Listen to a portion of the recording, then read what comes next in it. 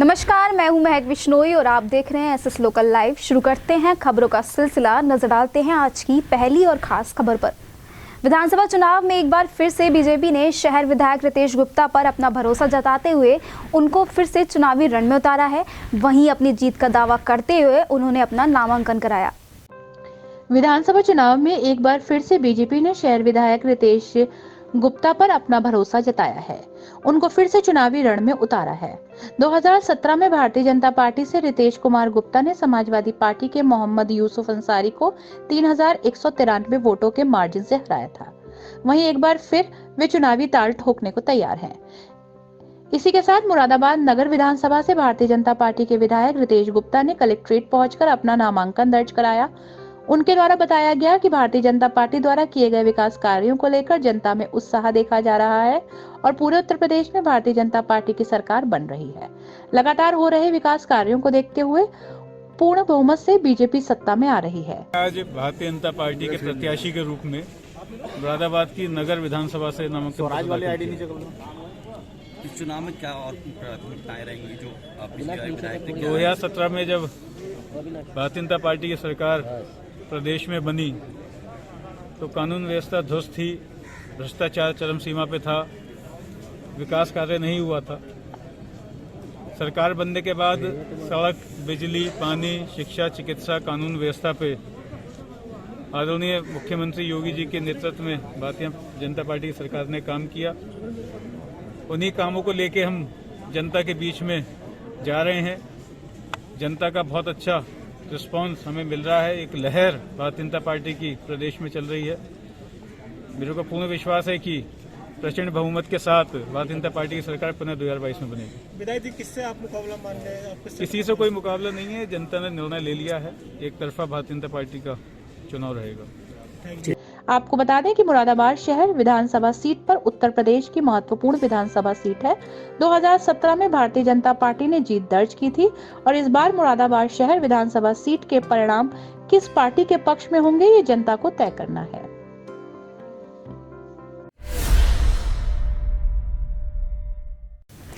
देहात विधानसभा से भारतीय जनता पार्टी की ओर से के मिश्रा ने कलेक्ट्रेट पहुंचकर अपना नामांकन दर्ज कराया।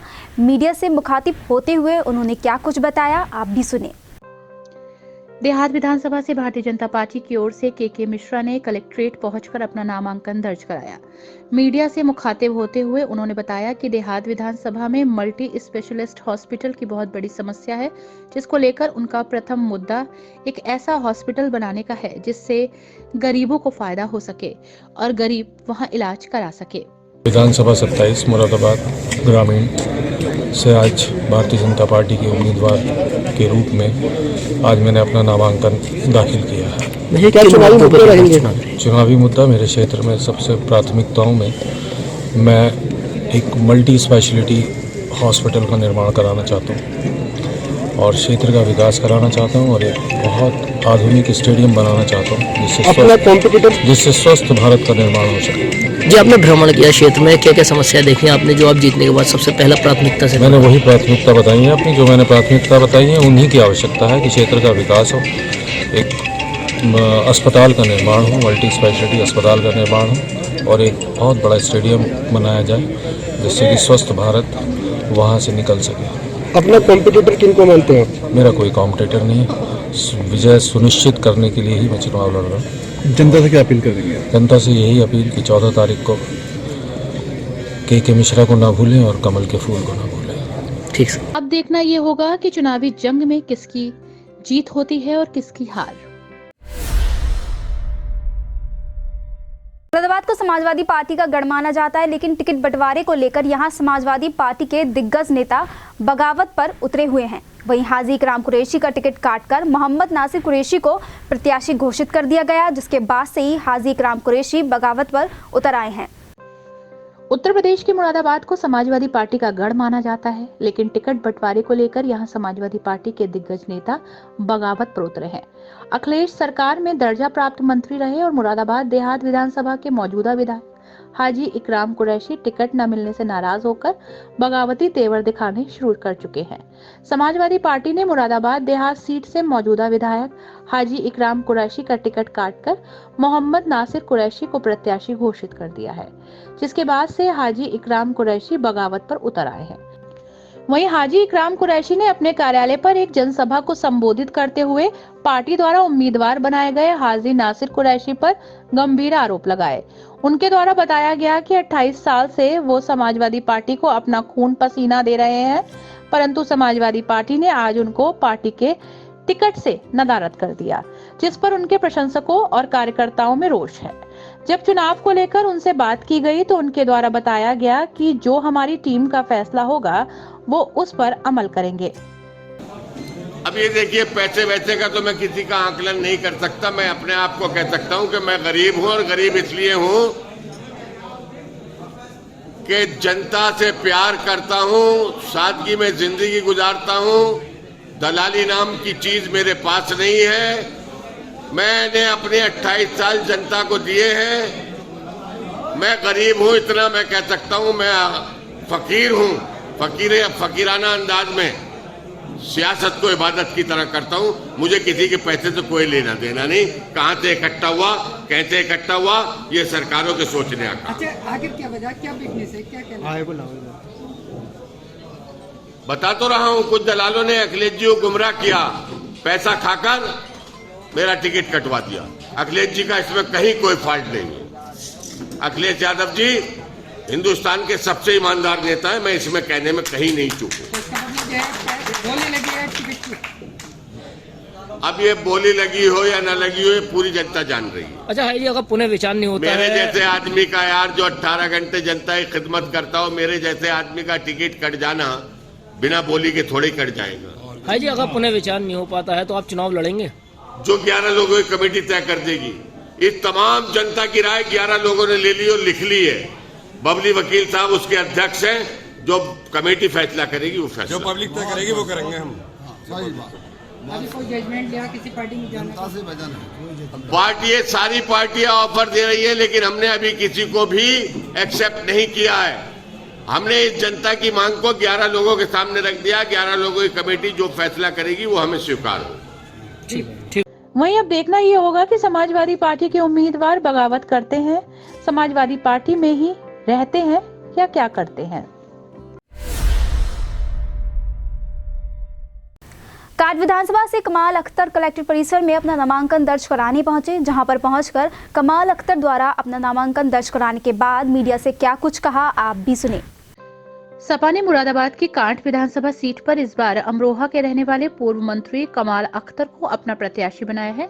वहीं कांट विधानसभा में प्रत्याशी घोषित होने के बाद समाजवादी पार्टी के उम्मीदवार कमाल अख्तर का लगातार विरोध जारी था। वहीं कांट विधानसभा क्षेत्र में जगह जगह कमाल अख्तर के पुतले फूके गए और नारेबाजी की गई। विरोध कर रहे लोगों का कहना था कि बाहरी प्रत्याशी हमें नहीं चाहिए, लेकिन कांट विधानसभा से कमाल अख्तर कलेक्ट्रेट परिसर में अपना नामांकन दर्ज कराने पहुंचे, जहां पर पहुंचकर कमाल अख्तर द्वारा अपना नामांकन दर्ज कराने के बाद मीडिया से बात करते हुए बताया गया कि पूरी विधानसभा के लोग उनके पक्ष में हैं और कांट विधानसभा से समाजवादी की सीट अपनी जीत दर्ज कराएगी। मैं सबसे पहले अपने राष्ट्रीय अध्यक्ष आदरणीय अखिलेश जी का बहुत आभारी हूँ कि उन्होंने मुझे इस काबिल समझा कि मुरादाबाद के कांट विधानसभा से प्रतिनिधित्व करने के लिए समाजवादी पार्टी का उम्मीदवार घोषित किया है। आज हम लोगों ने अपना जिलाधीश जी के साथ नामांकन दाखिल किया है और वो प्रक्रिया पूर्ण की है। इसके बाद हम लोग चुनाव के क्षेत्र में जाएंगे। क्या मुद्दे लेकर आप चुनाव में उतरे? देखिए, 2012 से लेकर 2017 तक जो समाजवादी पार्टी ने काम किए हैं, गरीबों के लिए, किसानों के लिए, नौजवानों के लिए, बेरोजगारों के लिए, और जो विकास का काम किया है, विकास के मुद्दे को लेकर हम लोग जनता के बीच में जाएंगे। और हम लोगों को पूरा विश्वास है कि जो भारतीय जनता पार्टी की नाकामियां हैं 2017 से लेकर 2022 तक, उस पर जनता हम लोगों को जनादेश देगी और उत्तर प्रदेश में समाजवादी पार्टी की सरकार बनेगी। तो विकास के मुद्दे को लेकर आप चुनाव मैदान में उतरे हैं, अपना मुकाबला किससे मानते? हम लोग तो अब मुकाबले में समझ ही नहीं रहे, क्योंकि भारतीय जनता पार्टी कहीं पर इसलिए नहीं टिकती क्यों उन्होंने जो संकल्प पत्र दिया था और कहा था कि ये गीता और रामायण की तरह से है, और इतनी बड़ी शपथ लेने के बाद एक भी उसके अंदर एजेंडा पूरा करने का काम नहीं किया। तो जनता पूरी तरह से उनके खिलाफ है। बहुजन समाज पार्टी 5 साल तक बिल्कुल बर्फ में है और किसी भी मुद्दे के ऊपर जनता के बीच में नहीं है, तो निश्चित तौर पर समाजवादी पार्टी के मुकाबले में अभी कोई दिख नहीं रहा है। अच्छा कहा भाई, जैसे विधानसभा से टिकट मिला है आपको, कुछ विरोध भी हुआ तो कुछ से कुछ असर पड़ेगा? देखिए, जब परिवार बड़ा होता है तो परिवार के अंदर सब लोग संतुष्ट एकदम नहीं होते। जो थोड़ा बहुत नाराजगी है वो हम लोगों से मिलेंगे और निश्चित तौर पर सब लोग समाजवादी पार्टी के नेता हैं, समाजवादी पार्टी के लोग हैं और सब अखिलेश जी और मुलायम सिंह जी में आस्था रखने वाले लोग हैं। वो मुझे पूरा विश्वास है अपने राष्ट्रीय अध्यक्ष जी के आदेश का पालन करेंगे और समाजवादी पार्टी को जिताने का काम करेंगे। लेकिन ये तो आने वाला वक्त ही बताएगा कि क्या वे इस चुनावी जंग में अपनी जीत का परचम लहरा पाते हैं। रामपुर एक ऐसा शहर है जिसकी राजनीति में हमेशा से ही बड़ा योगदान रहा है। फिर चाहे नवाबों की रियासत का दौर हो या मौजूदा हालात में समाजवादी पार्टी का वर्चस्व। वहीं इस बार भाजपा ने आकाश सक्सेना को चुनावी रण में उतारा है, जिसके बाद वे नामांकन दर्ज कराने पहुंचे। रामपुर में एक ऐसा शहर है जिसका राजनीति में हमेशा ही बड़ा योगदान रहा है। फिर चाहे नवाबों की रियासत का दौर हो या मौजूदा हालात में समाजवादी पार्टी का वर्चस्व। अगर रामपुर की मौजूदा स्थिति की बात करें तो रामपुर को समाजवादी का गढ़ भी कहा जाता है, क्योंकि पिछले लंबे अरसे से रामपुर में समाजवादी पार्टी का वर्चस्व कायम रहा और इसका मुख्य कारण समाजवादी पार्टी के कद्दावर नेता आजम खां को माना जाता है, जो कि रामपुर से पिछले 9 बार से लगातार विधायक रहे। वहीं आपको बता दें कि रामपुर से सांसद रहे आजम खां इस वक्त जेल में हैं। वहीं इस बार भाजपा सरकार ने आकाश सक्सेना को टिकट देकर चुनावी मैदान में उतारा है, जिसके बाद आकाश सक्सेना नामांकन दर्ज कराने के लिए पहुंचे। साथ ही रामपुर के चुनावी माहौल को देखते हुए कैबिनेट मंत्री मुख्तार अब्बास नकवी भी रामपुर पहुंचे। पार्टी के 4 उम्मीदवारों का नामांकन आज हो रहा है और कल जो है वो आज हमारे जो सहयोगी दल है उनका भी होना था, लेकिन वो उनका पेपर्स वगैरह तैयार हो रहा है। तो हम 4 उम्मीदवार कर रहे हैं और हम 5 सीटों पर भारतीय जनता पार्टी बहुत ही शानदार तरीके से विजय हासिल करे, इस संकल्प के साथ हमारे कार्यकर्ता काम कर रहे हैं। वहीं अब देखना होगा कि सपा का गढ़ कहे जाने वाले रामपुर में क्या इस बार बीजेपी अपना परचम लहरा पाती है। मुरादाबाद की सबसे बड़ी जीत जनपद ठाकुरद्वारा में होने जा रही है। इस बात का आश्वासन देकर अपना नामांकन कराने पहुंचे ठाकुरद्वारा विधानसभा से नवाब जान। विधानसभा चुनाव को लेकर राजनीतिक दलों में हलचल मची हुई है। सभी की निगाहें प्रत्याशियों की घोषणा को लेकर टिकी हुई थी, जिसके बाद अब जहां प्रत्याशियों का नाम सामने आने से प्रत्याशियों के समर्थकों में खुशी का माहौल है, तो वहीं नामांकन को लेकर सभी एक एक कर पहुंच रहे हैं। इस कड़ी में समाजवादी पार्टी ने ठाकुरद्वारा विधानसभा सीट से विधायक नवाब जान को दोबारा मौका दिया। ठाकुरद्वारा विधानसभा से अपना नामांकन कराने के लिए नवाब जान पहुंचे। इस दौरान वे बोले कि वे एक ही मुद्दा है विकास, उसी मुद्दे को लेकर चुनाव लड़ेंगे। उन्होंने कहा कि वे आने वाले समय में लोगों को बिजली फ्री देंगे। साथ ही कहा कि जनपद मुरादाबाद की सबसे बड़ी जीत जनपद ठाकुरद्वारा में होने जा रही है। मैं 26 ठाकुरद्वारा विधानसभा से समाजवादी पार्टी का उम्मीदवार हूँ। आप आज नामांकन कराने पहुंचे हैं, तो किन मुद्दों पर आप चुनाव लड़ेंगे? मेरी और मेरी समाजवादी पार्टी और मेरे नेता आदरणीय अखिलेश यादव जी का एक ही मुद्दा है, विकास। लोगों का कैसे हम कल्याणकारी योजनाओं के माध्यम से उनका भला करें। हमने पहले भी 2012 से 17 में विकास के मुद्दे पर चुनाव लड़े और 2022 का चुनाव भी केवल विकास है हमारा। हम 300 यूनिट बिजली फ्री देने जा रहे हैं, किसानों को सिंचाई की बिजली मुफ्त देने जा रहे हैं, 5 साल राशन फ्री देने जा रहे हैं, 10 लाख नौजवानों को रोजगार देने जा रहे हैं, 1500 रुपये समाजवादी पेंशन देने जा रहे हैं, लैपटॉप देने जा रहे हैं। हम केवल विकास के नाम पर आगे बढ़ रहे हैं और समाजवादी पार्टी का उद्देश्य और मेरा नेता अखिलेश यादव जी का शब्द है, केवल विकास के नाम पर ही चुनाव लड़ा जाएगा। समाजवादी पार्टी विकास के ही अग्रणी है, उसी के साथ चुनाव लड़ती है। आपके विधानसभा क्षेत्र में भारतीय जनता पार्टी द्वारा भी नया चेहरा लाया गया है, क्या मानती हैं? कोई चुनाव नहीं है मेरे यहाँ। जनपद मुराद की सबसे बड़ी जीत ठाकुरद्वारा विधानसभा में होने जा रही है। अब देखना ये होगा कि ठाकुरद्वारा सीट पर जीत किसकी होती है। साथ ही आपको बता दें कि भारतीय जनता पार्टी ने भी एक नए चेहरे को विधानसभा ठाकुरद्वारा से प्रत्याशी घोषित किया है। जिले की 6 विधानसभा सीटों के लिए 14 फरवरी को दूसरे चरण में होने वाले मतदान के लिए नामांकन शुरू हो गए हैं। मुरादाबाद विधानसभा 29 से नामांकन कराने जियाउर रहमान पहुंचे। उत्तर प्रदेश में जैसे जैसे चुनाव करीब आते जा रहे हैं वैसे वैसे लोग चुनावों की तैयारियां करने में जुट गए हैं। एक तरफ टिकट मिलने पर माहौल खुशी का बना हुआ है, दूसरी तरफ अपनी जीत की कामना लिए ये प्रत्याशी नामांकन करने में जुटे हैं। कुंदरकी से विधायक रहे हाजी रिजवान की जगह जियाउर रहमान बर्क को प्रत्याशी घोषित किया गया। वहीं जिले की 6 विधानसभा सीटों के लिए 14 फरवरी को दूसरे चरण में होने वाले मतदान के लिए नामांकन शुरू हो गए। मुरादाबाद विधानसभा 29 से नामांकन कराने जियाउर रहमान पहुंचे। उन्होंने नामांकन कराने के बाद जब मीडिया से बात की तो उनके द्वारा बताया गया कि उनका पहला मुद्दा बच्चों को शिक्षित बनाने के लिए एक यूनिवर्सिटी खोलना है। उन्होंने बताया कि उनका मुकाबला किसी से नहीं है, उनकी सीट जीत रही है। मैंने समाजवादी पार्टी के प्रत्याशी के रूप में 29 कुंदरकी विधानसभा क्षेत्र से नामांकन कराया। क्या क्या प्राथमिकता रहेंगी आपकी? मेरी प्राथमिकताएं रहेंगी कि ख़ास तौर से मैं नौजवान हूं, तो पहले मेरी कोशिश ये रहेगी कि मैं भी मेरी एजुकेशन ग्रेजुएशन और लॉ मैंने कर रखा है। मैं चाहूँगा जो मेरे विधानसभा क्षेत्र के जो बच्चे हैं, जो नौजवान साथी हैं, उनको ख़ास तौर से शिक्षा अच्छी तरह से मिल सके।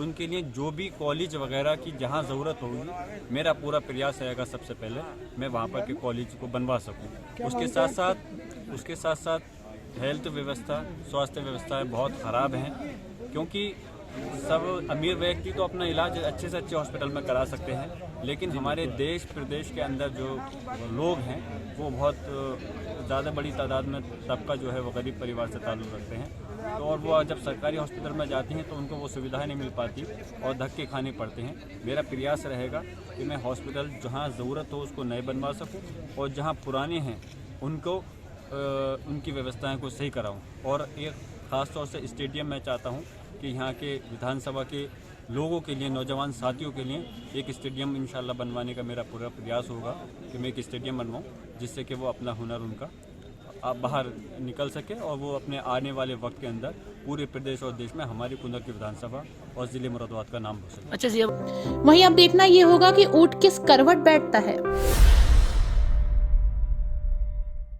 विधानसभा चुनाव में समाजवादी पार्टी को कई छोटे छोटे दलों ने बिना शर्त समर्थन देने का फैसला किया है और अपनी इस बात को सार्थक भी कर दिखाया है। वहीं समाजवादी पार्टी की नगर विधानसभा से प्रत्याशी हाजी यूसुफ अंसारी को यूथ अंसारी एसोसिएशन ने अपना समर्थन दिया है। विधानसभा चुनाव की तारीखों के ऐलान के तुरंत बाद ही सभी राजनीतिक दल अपनी जीत का परचम लहराने के गठजोड़ में जुटी हैं, जिसको लेकर वे जनता के बीच संवाद कायम करने में जुटे हैं। वहीं विधानसभा चुनाव में समाजवादी पार्टी को कई छोटे दलों ने बिना शर्त समर्थन देने का फैसला किया है और अपनी इस बात को सार्थक भी कर दिखाया है। वहीं समाजवादी पार्टी की नगर विधानसभा से प्रत्याशी हाजी यूसुफ अंसारी के कार्यकाल में लोगों ने पहुंचकर उनको अपना समर्थन दिया, जिसमें यूथ अंसारी एसोसिएशन आगे बढ़ी और समाजवादी कार्यालय पहुंचकर हाजी यूसुफ के साथ कदम से कदम मिलकर चलने की बात कही।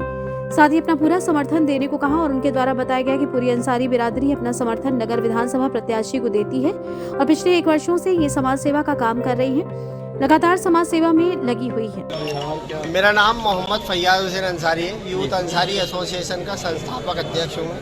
हमारी एसोसिएशन पूरे उत्तर प्रदेश में काम करती है और गरीबों के भले के लिए काम करती है।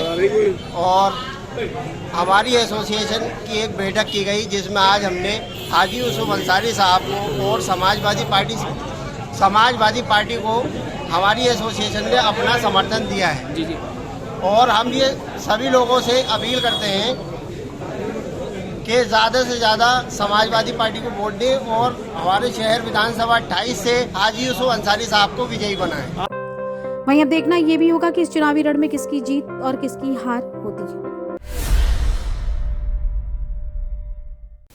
बिजनौर में विधानसभा चुनाव की नॉमिनेशन प्रक्रिया शुरू हो गई है। इसी को लेकर नहटौर विधानसभा से घोषित भाजपा प्रत्याशी ओम कुमार अपना नॉमिनेशन कराने के लिए बिजनौर रवाना हुए। दरअसल विधानसभा चुनाव नजदीक आते ही चुनावी गलियारों में रौनक बढ़ गई है। साथ ही बिजनौर में नॉमिनेशन प्रक्रिया भी शुरू कर दी गई है। चुनाव आयोग की गाइडलाइन के मुताबिक सभी प्रत्याशी अपने नॉमिनेशन प्रक्रिया में जुटे हुए, जहां नहटौर विधानसभा से 2 बार विधायक रह चुके भाजपा प्रत्याशी ओम कुमार अपने दर्जनों समर्थकों के साथ नॉमिनेशन कराने पहुंचे। विधि विधान के साथ पूजा अर्चना की गई और घर से शुभ मुहूर्त लेकर विधायक ओम कुमार अपना नॉमिनेशन कराने पहुंचे। आज ईश्वर की पूजा पाठ करने के बाद में हम अपनी क्षेत्र की जनता के साथ में सभी लोगों का आशीर्वाद लेकर के, अपने बुजुर्गों का, अपने माता पिता का, सभी से, विधानसभा के लोगों से आशीर्वाद लेकर के आज हम लोग अपना नामांकन करने के लिए बिजनौर जा रहे हैं और हम अपने केंद्रीय नेतृत्व का, भारतीय जनता पार्टी के, अपने मोदी जी का और योगी जी का आभार व्यक्त करते हैं जिन्होंने मुझे फिर दोबारा से भाजपा का प्रत्याशी बनाया है। मैं उनको भी नमन करता हूं और उनके भी आशीर्वाद से कल भी मुझे माननीय मुख्यमंत्री जी का फ़ोन आया था रात को और मुख्यमंत्री जी ने मुझे शुभकामनाएं दी हैं। हम लोग फिर दोबारा से नेहटौर विधानसभा में भारतीय जनता पार्टी का परचम लहराने वाले हैं। सभी लोग हमारे साथ हैं। पूरी विधानसभा में भारी मतों से इस बार विजयी होगी। बस मेरे को यही इस मौके पर कहना है। मैं सभी पूरी जनता का, अपने नेहटौर वासियों का, पूरी विधानसभा वासियों का हृदय से आभार व्यक्त करता हूँ। इस मौके पर विधायक ओम कुमार ने पार्टी हाईकमान का शुक्रिया जताते हुए बम्पर वोटों से जीत दर्ज करने का दावा किया है। नेहटौर विधानसभा में गठबंधन के आरएलडी प्रत्याशी मुंशी रामपाल व नेहटौर विधायक भाजपा प्रत्याशी ओम कुमार के बीच भारी टक्कर देखने को मिलेगी। देखिए, विधायक जी अभी नॉमिनेशन करने गए हैं, हम लोग भी वहीं जा रहे हैं और इस बार नेहटौर विधानसभा निश्चित रूप से रिकॉर्ड बनाएगी। भारी बहुमत से विधायक जी चुनाव जीतेंगे। हर जाति, हर धर्म, हर वर्ग का सहयोग विधायक जी को मिल रहा है। टक्कर किसी से नहीं है और जगह जहाँ भी लड़ाई है दूसरे तीसरे नंबर के लिए है उन आपस में। बाकी विधायक जी इस बार कम से कम 40 से 50 हज़ार मतों से जीत दर्ज। वहीं अब देखना ये होगा कि इस चुनावी रण में किसकी जीत होती है और किसकी हार।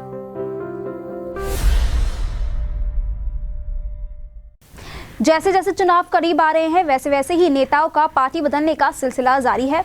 वहीं कांग्रेस के वार्ड पार्षद सद्दाम हुसैन ने सपा का दामन थाम लिया है।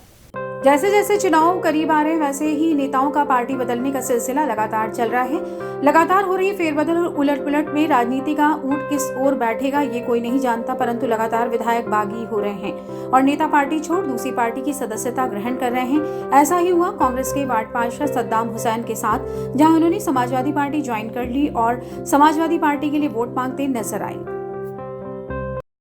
मैं सद्दाम हुसैन पार्षद हूँ करूले से। जैसे मैं कांग्रेस पार्टी में था, 4 साल में पार्षद रहा हूँ। आज मैंने हाजी यूसुफ जो समाजवादी ने दोबारा प्रत्याशी बनाया 28 विधानसभा शहर से, उनके द्वारा मैंने समाजवादी पार्टी को ज्वाइन कर लिया है। और देखिए, बात मैं पार्टी में ज़रूर था कांग्रेस में, उस पर भी मैं जनता के बीच में रहता हूँ, जनता जनार्दन की।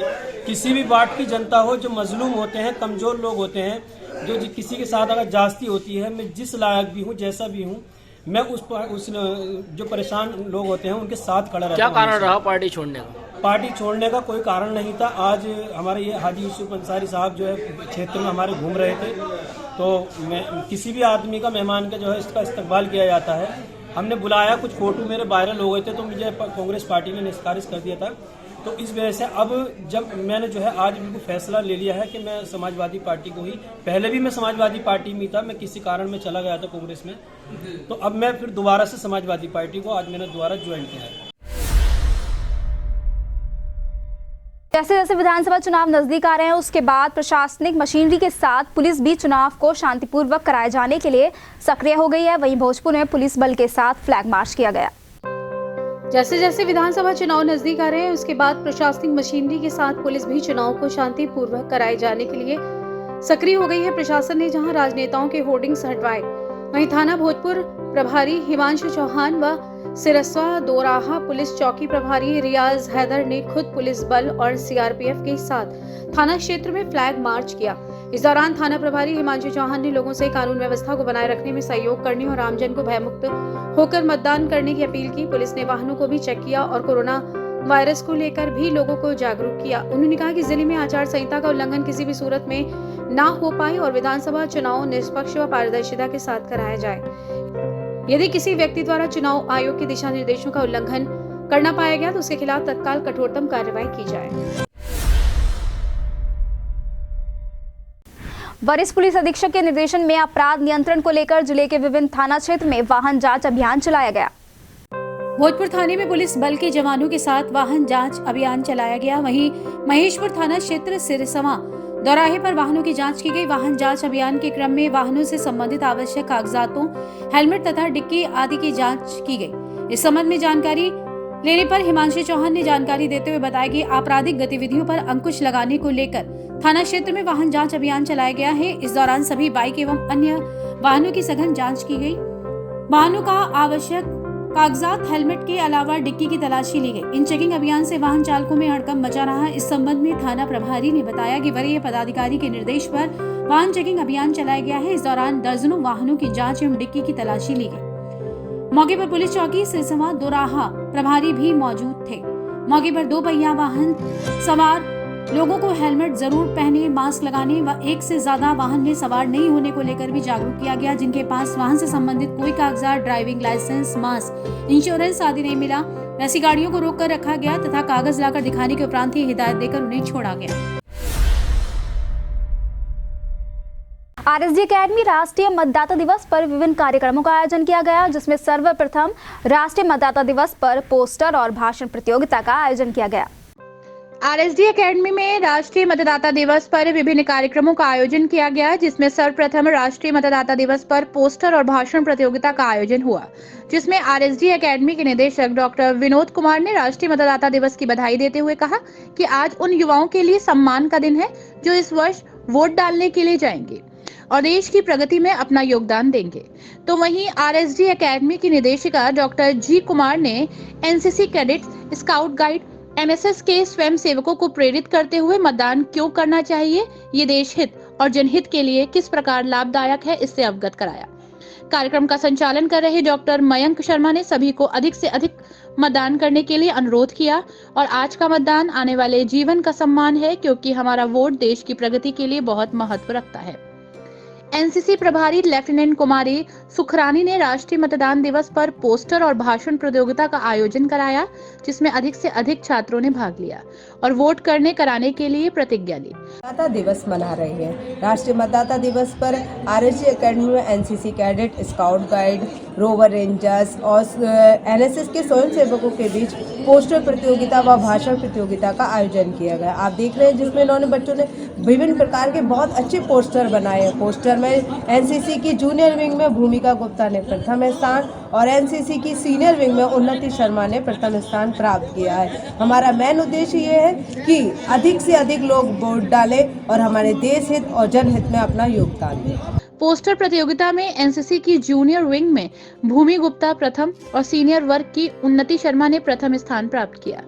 अंत में अध्यापक और अध्यापिकाओं के संग अनेक छात्रों ने राष्ट्रीय मतदान दिवस पर मतदान करने की शपथ ली। इस मौके पर डॉक्टर संजय मेहरोत्रा, अभिषेक शर्मा, अंजू सुखीजा, ज्योति पाठक, मोनिका, मुकुल सक्सेना आदि उपस्थित रहे। साथ होने के कारण गौमाता ठंड में कांप रही थी, साथ ही वह बीमार भी बताई जा रही थी, जिसकी सूचना पर श्री गौमाता सेवा ट्रस्ट को मिली, जिस पर उनके द्वारा गाय को सुरक्षित स्थान पर ले जाया गया। मुरादाबाद के विकास नगर लाइन पार थाना मंझौला क्षेत्र में एक गाय के बीमार होने की सूचना गोल्डी वर्मा के द्वारा श्री गौमाता सेवा ट्रस्ट भारत के कार्यालय पर प्राप्त हुई, जिसमें उनके द्वारा बताया गया कि एक गौमाता पिछले 3 दिनों से एक प्लॉट में निराश्रित अवस्था में बैठी थी, जिसमें उसके किसी भी मालिक का पता नहीं चल पा रहा है। साथ ही बरसात होने के कारण गौमाता ठंड में कांप रही है। इस सूचना पर ट्रस्ट के गौशाला प्रभारी केश श्याम प्रजापति पप्पू मौके पर पहुंचे, साथ ही साथ ट्रस्ट के सचिव सचिन सक्सेना भी मौजूद रहे।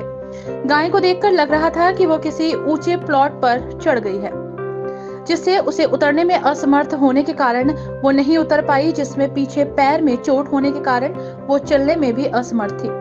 रात्रि अधिक होने के कारण गौमाता को विकास नगर के ही एक मंदिर में रखवा दिया गया, जिससे वो ठंड और बरसात से बच सके। वहीं सुबह गौमाता को गौशाला भेजा गया, जिससे उनका बेहतर इलाज और देखभाल हो सके। मेरा नाम सचिन सक्सेना है। मैं मुरादाबाद में श्री गौमाता सेवा ट्रस्ट भारत को संचालित करते हैं। इसी श्रृंखला में आज हमारे पास एक सूचना प्राप्त हुई विकास नगर से कि एक गौमाता पिछले 3 दिन से एक प्लॉट में बीमार अवस्था में है, जिनको काफ़ी ज़्यादा समस्या हो रही है। तो इस सूचना पर मैं और पप्पू प्रजापति आदि लोग मौके पर पहुंचे और वहां जाकर देखा तो वो गाय जो है ऊंचे प्लॉट पे किसी कारण से चढ़ गई, उतर नहीं पाई। इसी वजह से वो उस प्लॉट पर फंस गई और बरसात और ठंड में वह बीमार हो गई। इस पर हमने तत्काल उस गाय को वहां से हटाकर क्षेत्रवासियों के सहयोग से एक सुरक्षित स्थान पर रखा, जिसको अगले दिन उस दिन रात्रि अधिक होने के कारण अगले दिन इसको गौशाला कान्हा गौशाला में भिजवाया और अब वह गाय स्वस्थ है, बेहतर है। सही समय पर उसको सही उपचार और सही देखभाल मिलने की वजह से आज प्रभु की कृपा से वह गाय बिल्कुल स्वस्थ है। इस मौके पर गोल्डी वर्मा ट्रस्ट के सचिव सचिन सक्सेना, गौशाला प्रभारी केस राम प्रजापति उर्फ पप्पू, हैप्पी पाल, परमिंदर कुमार, पुष्पा देवी आदि क्षेत्रवासी मौजूद रहे।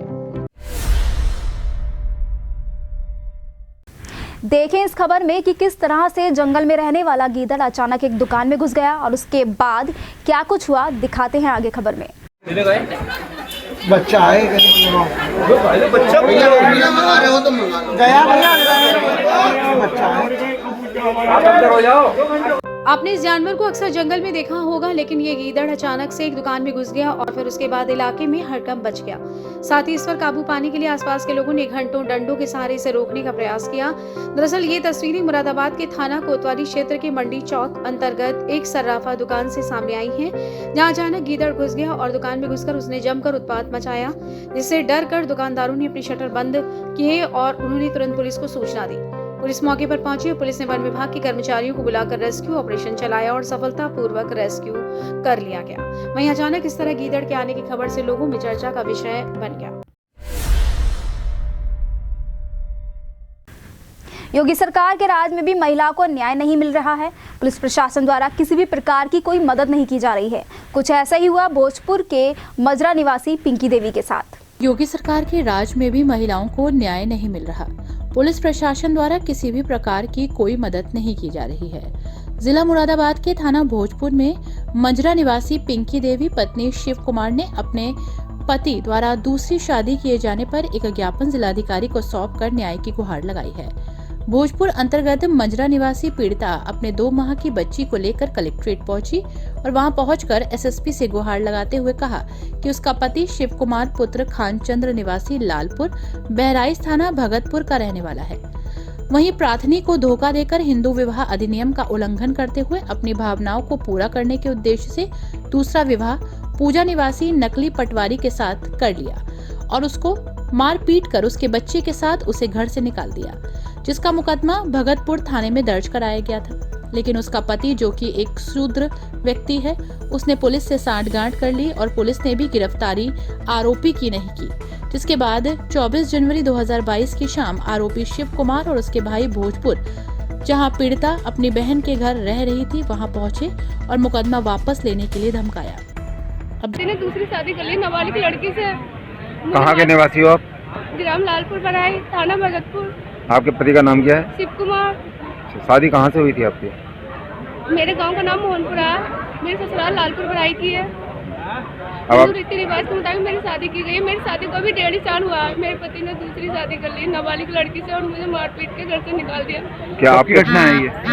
29 तारीख की घटना है। 29 तारीख से मैं ऐसे फिर रही हूँ, डर इधर उधर। अब फिर भी भैया मिल गए थे मुझे रास्ते में, उन्होंने बताया मैं मरने के लिए जा रही थी, आत्महत्या कर लूंगी। कहीं भी इंसाफ नहीं मिल पा रहा मुझे। कभी पुलिस कभी थाना ऐसे घूम रही हूँ दर बदर। तो अभी तक कोई पुलिस ने कोई आपके ऊपर कार्रवाई नहीं करी? नहीं, कोई कार्रवाई नहीं की जा रही है। 2 मुजरिम पकड़े गए थे, वो भी छोड़ दिए गए। आपके परिवार वाले और ससुराल वाले साथ नहीं दे रहे हैं क्या आपका? ससुराल वाले बिल्कुल साथ नहीं दे रहे हैं, परिवार वाले हैं मगर कोई इसमें साथ नहीं दे पा रहे हैं। क्यों नहीं साथ नहीं दे पा रहे हैं आपके परिवार वाले? ये कहते हैं शादी कर दी, सब कुछ कर दी, अपने घर जाओ। पति ने भी दूसरी शादी कर ली, अब कहाँ जाऊँ मैं? क्या आपके माँ बाप और भाई का कोई दायित्व नहीं बनता है कि आपकी सहायता करें? बनता है। तो फिर क्यों नहीं कर रहे हैं वो लोग? क्यों आपकी सहायता नहीं कर रहे हैं आपके परिवार वाले? अब आप क्या चाहते हैं? मैं अपने पति के साथ रहना चाहती हूँ। नाबालिग लड़की में कोर्ट मैरिज कर रखा है, उसे खारिज किया जाए।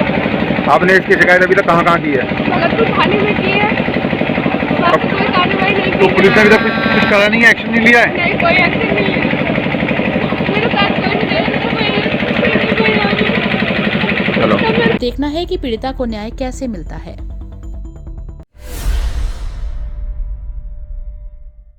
फिलहाल खबरों के सिलसिले में आज इतना ही। कल फिर मिलेंगे ताज़ा तरीन खबरों के साथ और आप बनी रहिए एसएस लोकल लाइव के साथ। आपको बता दें कि आप हमारी ये सभी खबरें फेसबुक और यूट्यूब चैनल के माध्यम से भी देख सकते हैं। फिलहाल दीजिए इजाज़त, धन्यवाद।